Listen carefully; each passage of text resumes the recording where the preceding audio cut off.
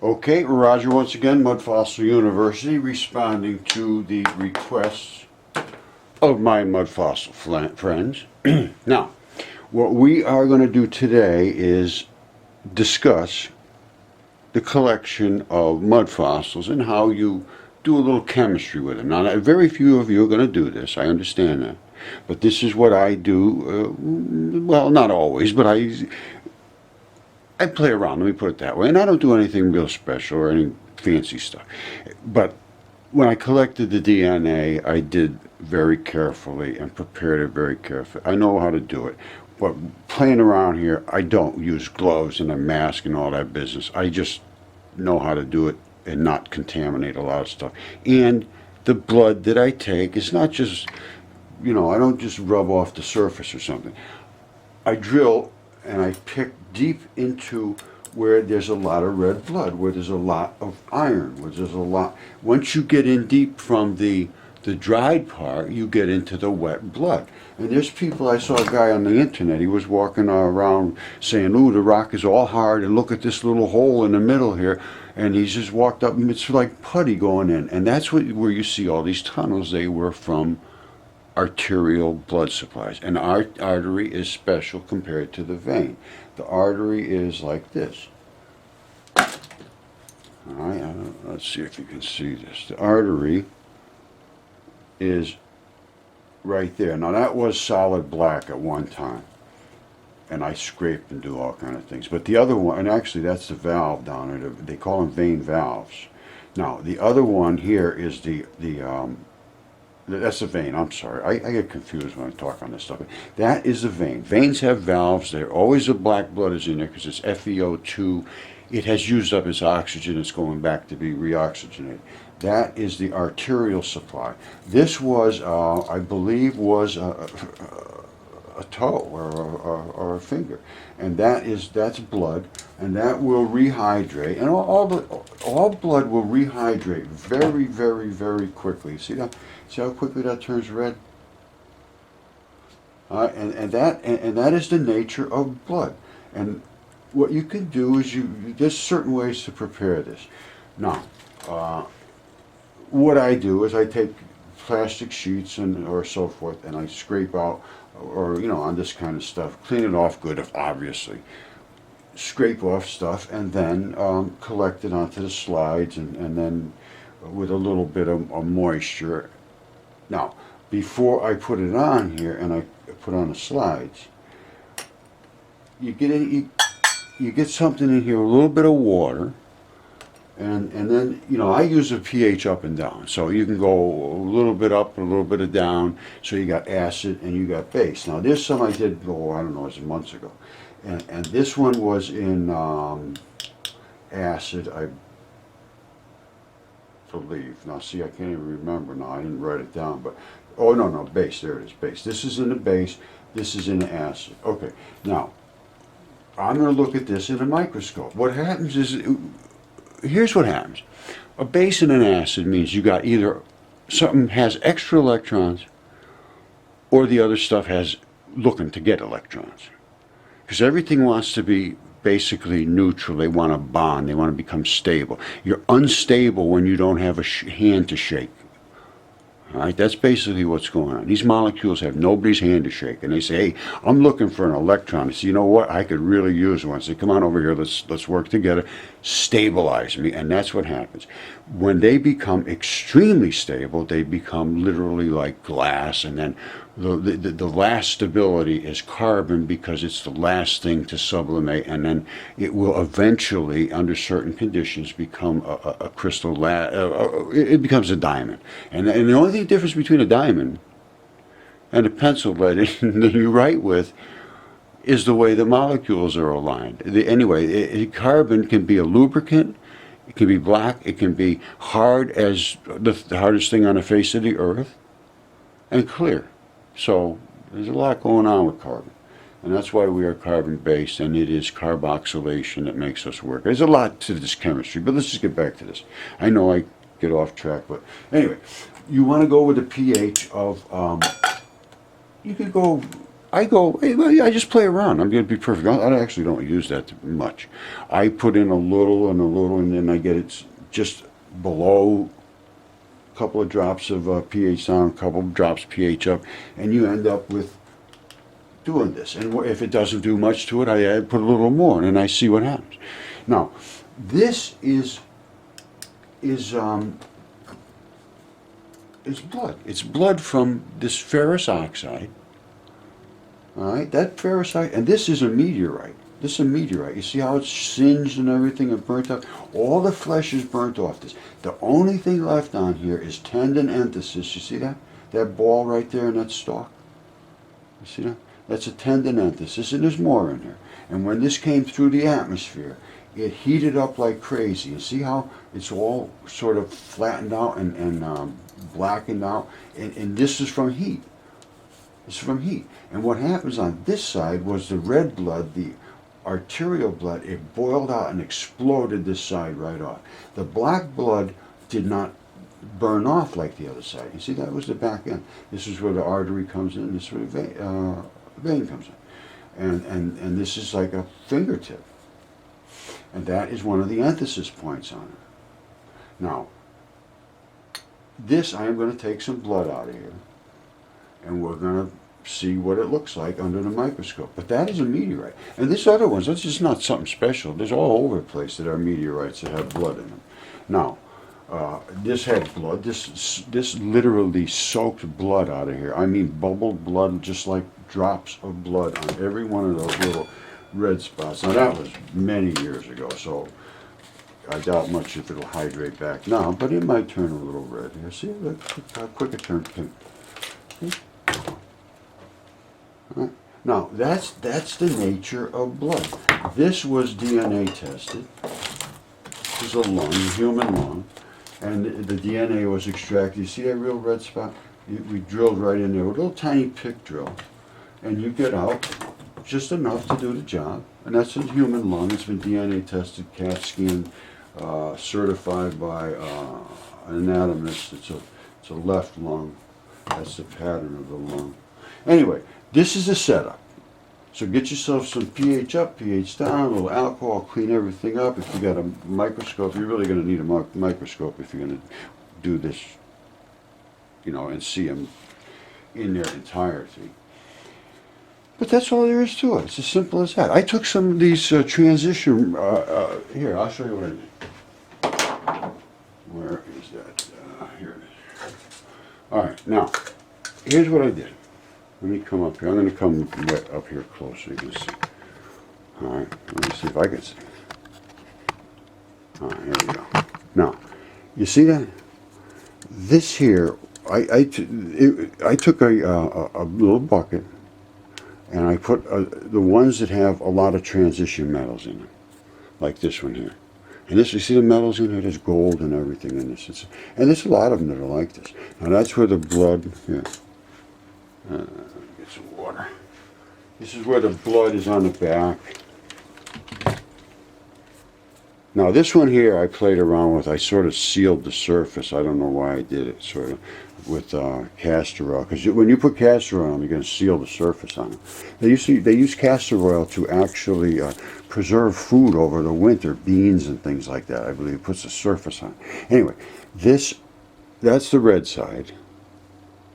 It was really glowy red before, but now it's kind of, now that's the black side, and this all is the transition metals that ran down into this guy's toe.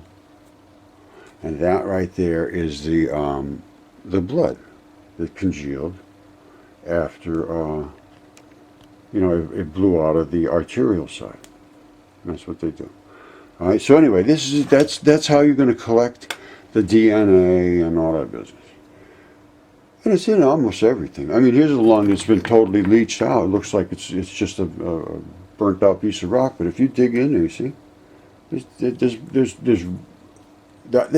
anytime you see red or rust, that was the arterial blood. And I'm telling you, every rock you see that is not lava is a form of life. You see that? That's not just a rock, a piece of dead dust accumulated. That is a lung from a creature.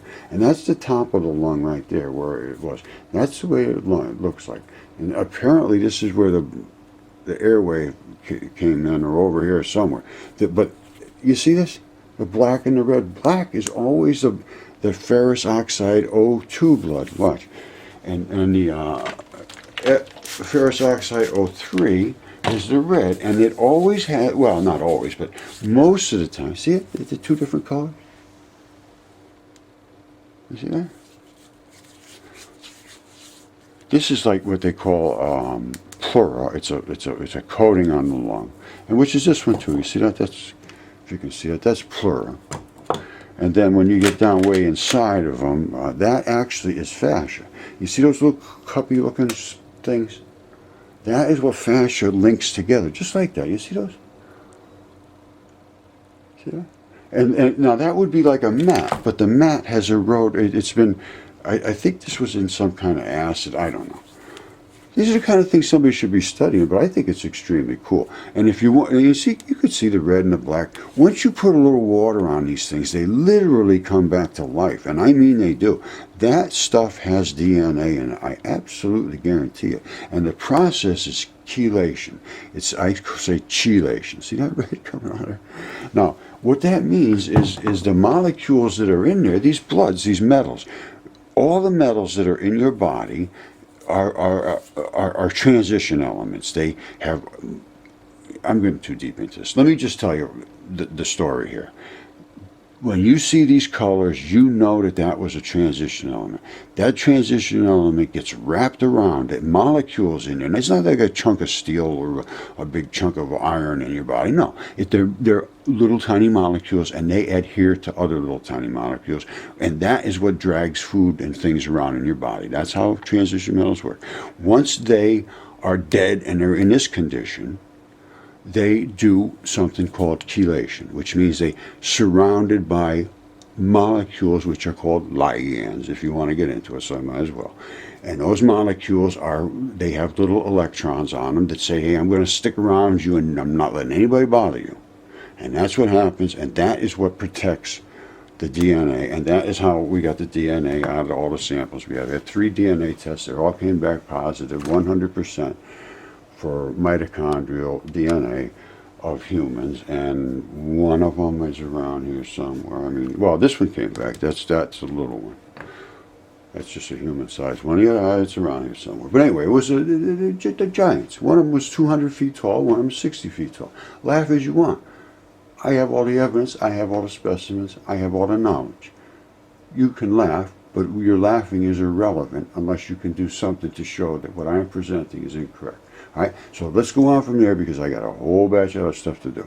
All right, I'm going to do another one. Kim, no, I'm sorry. Kim is finding all kinds of things. She found a white naga. I mean, it's absolutely right. And now I just heard from, oh man, they're just killing me with things. Trish found a whole leg from a no-toe. This thing blew my mind. And all the springs are in there. Every single detail. Wait till I show you this. And I just did the video with it. So that'll be going up today as well. All right? I love all you guys. The world has changed. You got to change. You're walking into an entirely new universe. And that's just the fact. You stay where you are. It's okay with me. But don't assault me for looking out on the horizon, my friends. All right, and if you want to stay where you are, God bless you. So, any scientist on the face of the planet is extremely welcome to challenge what I am saying about meteors and blood and life in space and on Earth. Anybody that knows mud fossils knows that that's blood. Oldest solid material in the solar system, they're saying. Chondrules. Chondrules are lungs. That was a lung, and I have them right here. Hold on one second. Here's, and now, if maybe it came through space, I don't know, but this is what they're calling chondrules. Okay, you see that? Now, I'm going to put that in a microscope in a second. That is a little tiny lung. All right, now, it might have come through because it's all crystallized. Now, they do turn like this, too. Now, that, I don't know what happened to that. It might have got sat on by something. I don't know. But it's extremely crystallized. And here's one that I got cut down to where you can see the crystals inside here. It's the same stuff they're showing as these chondrites and chondrules and all of these meteorites that are coming through space. You see? That's exactly what I have here. It's exactly the same, identical. Comets, asteroids, meteorites, they call them. Well, they might be. I have no issue with that. But that is the same thing. Alright, this one right here is similar to this one.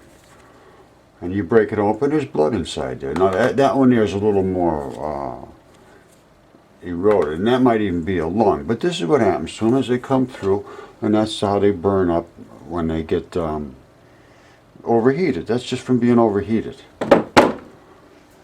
And they are quite dense with blood. And that is what protects them, literally. And the iron ones are protected even better. I'll show you what happens with them. Alright, that's an iron meteorite. And of course it's cut and sliced in half, and it's etched, I believe, with a little bit of acid, which is fine. But you see that? That's red blood.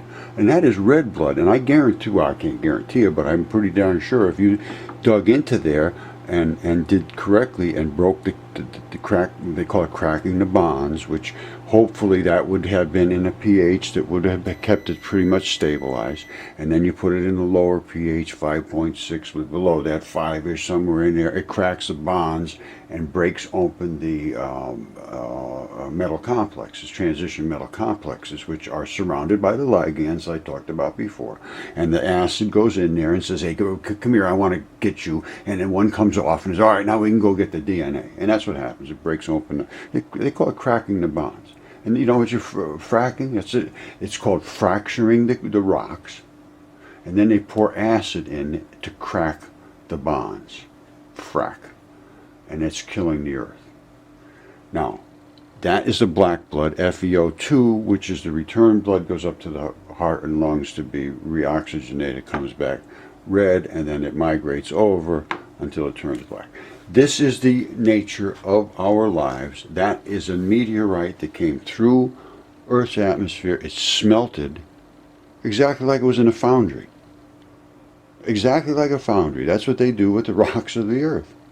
They burn them up until they burn off all the elements that precede the iron, which are the organic compounds, the volatile organics. Simple as that. Inside the veins and arteries, they are extremely protected because of the vascular network that surrounds them. It's extremely stable and strong. Not like the other things. It is virtually inert. And it will last almost forever in mud fossil conditions of 7.2 or 3 or 4 in that area. It will not break those down. As long as they're wet, it is their natural environment. They don't even know you're dead. That is the nature of mud fossils. All right, gigantic meteorite. That's a lung. It's what it is. It's a lung. And these are the pockets of the lung that have been burnt out because they are, it came through the atmosphere, same thing, heated up, burnt it up, and this is a lung that was here on Earth. Well, it might have come through, I don't know, maybe this damn thing came through too. I have no clue. Actually, now that I'm looking at it, I think it did. I just thought it got washed out in the acids of Earth, but it might have. I don't know. This is what I'm saying. Why doesn't anybody look at this? This is not something that's silly, and this is not something that's a monkey bone. It's not a sideshow. It's not a. And the kids are going to school trying to learn all these things that are real, and then the people in the schools don't seem to care that they're teaching something that is obviously wrong. So that's all I have to say about it. Anyway, I'm going to be coming up with a couple more videos. I'm probably not even going to get to do them today, but within the next couple of days, I got some huge discoveries by the ladies, my friends. They're not coming. I'm not getting a lot of them by, well, I got a couple from some other guys, but the ladies are coming up with things that are just unbelievable. I think they see better than men, and maybe they just pay more attention. Who knows? Or maybe they just don't argue so much and say, oh, that's not this, that's not that, that's not that, that's what. Anyway, who knows? Let's all just open your eyes a little bigger. All right, goodbye. All right, this is the meteorite. Well, it's not, I don't know if it's a meteorite. It's a little lung that I had there that I showed a minute ago. But you see what's inside of these lungs? And you see the red blood and the gooey stuff, and then you see these little round globular looking things that turn into crystals. Well, those, every one that's a different color is a different transition metal. And I got a feeling that these lungs are, and our lungs as well, have different little spots in the lungs that have different jobs, even though they all look like the same thing. But once you turn them into the transition metals and you let them bond and stabilize, they pick up different metals in different spots. That's all I can tell you. Now here's the round one here that would look like a little tiny round lung. Now look at, let me try to home in on here some of these crystals. You see the depth of this thing? I can home in down, I can cut in down here if I can find a good spot. But they're like, I mean, I don't know, they might end up being diamonds, or I don't know what they'll do. But I know that I was watching the show sometime down in Arkansas or something. They dig in through the red clays, and they come out with all these kind of crystals. But they grow, you know, different in the ground. But these are like crystals. And they're all different colors, and different colors means different transition metals. Now look, watch, I'm going to go down inside that hole. See the top one on the right there? I'm going to go way down inside. And down inside, that's where it feeds the inner part. Now come up to the top. You see the different colors? That's different chemistry. There's no question about it. So why are they different colors? I don't know. But there's some really neat looking stuff in here. Anyway, that is what we got, and I would like to see it. Here, I'm going to go right into the airway. This is where the real cool stuff is. Hold on.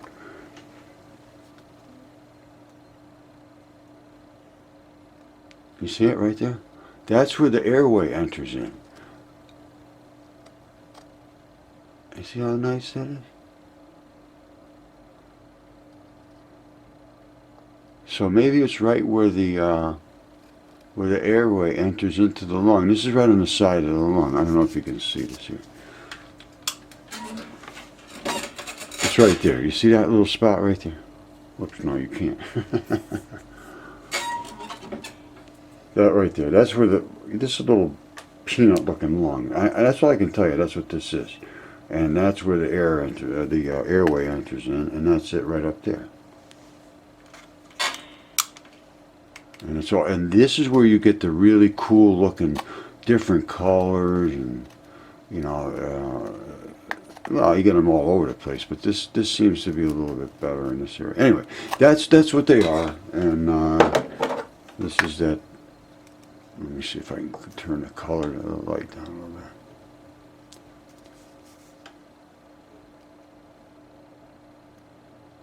And that's another one of these lungs that appears to have transitioned down to just crystals. Maybe I'll turn this light down. It's way up too high. That's a little better. You see it? Look at that. It's all on the same rock. That was a blood vessel. See that? I'm going to go right down inside the blood vessel. Watch. Way down inside. See? It feeds whatever it was feeding. Now, let me see if I can come down here. Whoops. You see the two of them together? The two of them together, one is a vein and one's the artery. That happens all the time. See, the artery is the one that's gushing the red blood out. Yeah. And the other one right on top of it is a vein. Now the vein has purged itself. That normally would just turn out black on the top. But you can see a black running off up here. That's what that one is, and this one's the red. That's what it is. All right, I'm going to let you go on this one, but you know, I guess you're paying attention. If you're paying attention, tell other people about it, because most people are afraid to discuss this. As a matter of fact, I got to tell you something. It's kind of, it's funny, but it's kind of bad. But this a woman that I've been working with a little bit, she's very interested, and she's having to chemotherapy. And her family thinks she's being affected by the chemotherapy. It's hurting her mind. I'm serious. this is what, we're up against. There's people that just, and then, they won't pay attention. So I think you got to start speaking up, or you're going to be living all in a universe all by yourself, just like I am.